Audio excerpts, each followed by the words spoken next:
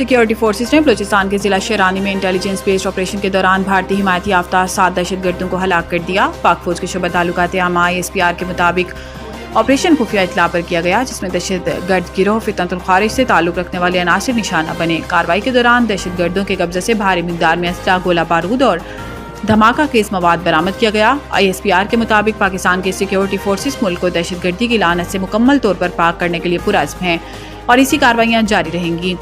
اس سے قبل بھی بلوچستان میں سیکیورٹی فورسز کی مختلف کارروائیوں میں بھارتی سپانسرڈ 18 دہشت گرد ہلاک کیے گئے تھے، جن میں سے کوئٹہ کے نواح میں سیکیورٹی فورسز کے مشترکہ آپریشن میں 10 دہشت گرد مارے گئے اور ضلع شیرانی میں سیکیورٹی فورسز کی کارروائی کے دوران 8 دہشت گرد ہلاک ہوئے۔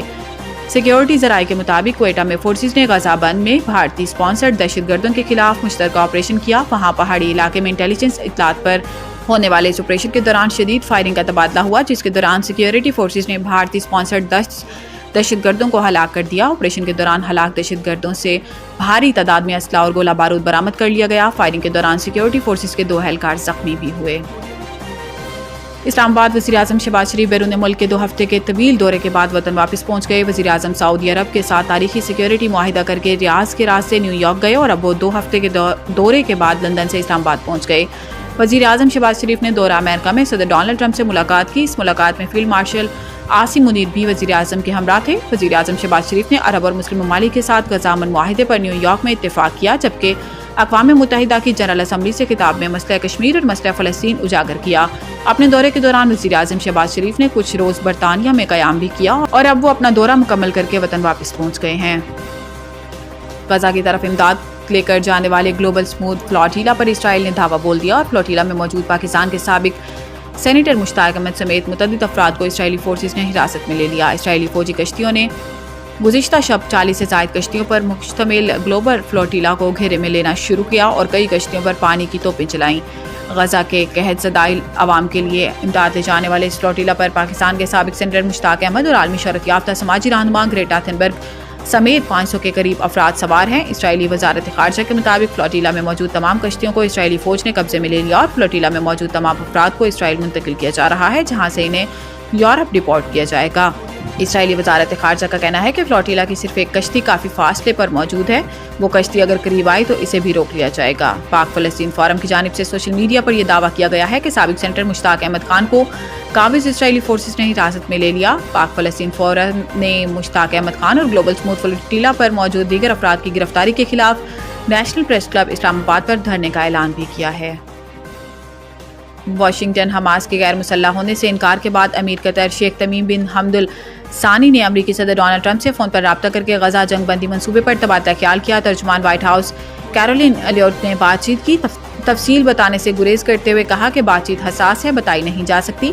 وائٹ ہاؤس ترجمان نے حماس کی جانب سے منصوبہ منظور ہونے کی امید بھی ظاہر کی۔ کیرولین ایلیوٹ نے کہا کہ صدر ٹرمپ حماس کو منصوبے پر غور کے لیے ڈیڈ لائن مقرر کریں گے۔ خیال رہے کہ اس سے پہلے امریکی صدر ڈونلڈ ٹرمپ نے منگل کے روز حماس کو 3-4 روز میں جواب دینے کا کہا تھا۔ برطانوی میڈیا کے مطابق حماس ممکنہ طور پر ٹرمپ کا منصوبہ مسترد کر دے گی۔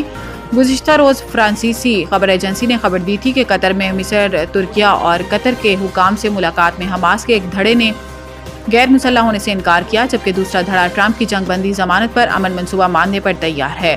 دوسری جانب مصر کے وزیر خارجہ بدر عبدالعاطی نے کہا کہ حماس کو جنگ بندی کی امریکی تجاویز پر قائل کرنے کی کوشش کر رہے ہیں۔ ہماری حماس سے ملاقات ہو رہی ہے، قطر اور ترکیہ کے ساتھ مل کر کوشش کر رہے ہیں حماس تجاویز کا مثبت جواب دے۔ محکمہ موسمیات نے بحیرہ عرب میں موجود سسٹم کی شدت اختیار کرنے پر کراچی سمیت سندھ کے مختلف علاقوں میں ہلکی بارش کا امکان ظاہر کیا ہے۔ محکمہ موسمیات کے مطابق شمال مشرقی بحیرہ عرب میں موجود سسٹم شدت اختیار کرتے ہوئے ڈپریشن سے ڈیپ ڈپریشن میں تبدیل ہو گیا ہے، جس کے تحت 12 گھنٹے میں طوفان بننے کا امکان ہے۔ محکمہ موسمیات کا بتانا ہے کہ طوفان بننے کی صورت میں اس کا نام شکتی رکھا جائے گا۔ طوفان کے لیے نام شکتی سری لنکا کا تجویز کرتا ہے، جس کا مطلب طاقت ہے، جبکہ طوفان کے شدید سمندری طوفان میں تبدیل ہونے کا بھی امکان ہے۔ محکمہ موسمیات کے مطابق سسٹم کراچی سے 400 کلومیٹر جنوب میں موجود ہے، جبکہ سسٹم کے زیر اثر سمندر میں طغیانی بھی رہے گی۔ سمندری طوفان بحیرہ عرب میں 5 یا 6 اکتوبر تک رہ سکتا ہے۔ محکمہ موسمیات کا بتانا ہے کہ سمندر میں شدید طغیانی کے پیش نظر سندھ کے ماہی گیروں کو 3 اکتوبر تک سمندر میں جانے سے بھی منع کیا ہوا ہے۔